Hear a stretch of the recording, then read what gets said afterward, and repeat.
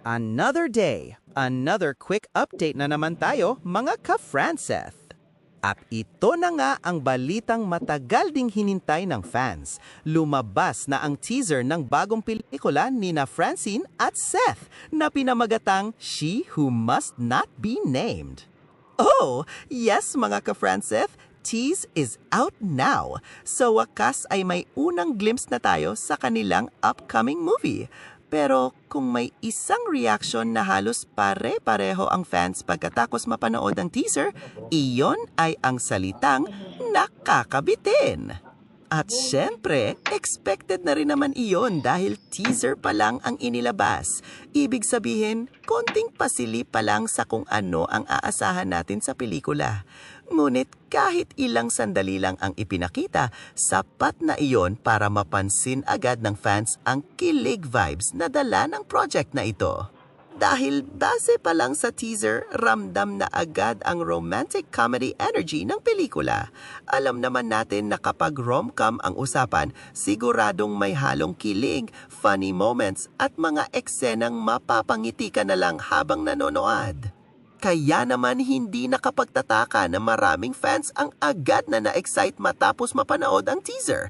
Kahit maikli lang, parang natikman na agad ng fandom ang chemistry ni na Francine at Seth sa project na ito. At kung teaser pa lang ay nakakabitin na, paano pa kaya kapag lumabas na ang full trailer o ang mismong pelikula? Oh, yes, marami tuloy ngayon ang nag-aabang kung ano pa ang mga susunod na pasilip na ibibigay tungkol sa She Who Must Not Be Named dahil siguradong marami pang kilig at exciting moments ang matutuklasan natin habang papalapit ang release nito. Pero mga ka-Franceth, hindi lang dyan nagtatapos ang mga dapat nating abangan.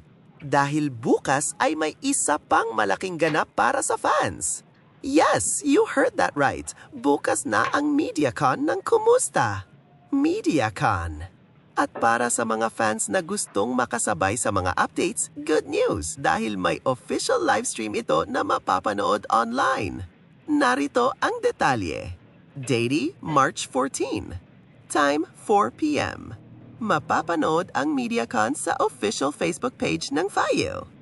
Kaya naman siguradong magiging exciting ang araw bukas dahil dito natin maaring marinig ang mga bagong updates, stories at behind-the-scenes experiences ng cast tungkol sa project. At syempre, isa rin itong pagkakataon para makita natin muli si Francine Diaz kasama ang buong team ng Kumusta habang ibinabahagi nila ang mga detalye tungkol sa kanilang ginagawa. Kaya kung kayo ay isang solid Franceth supporter, siguradong isa ito sa mga event na hindi ninyo gustong ma-miss.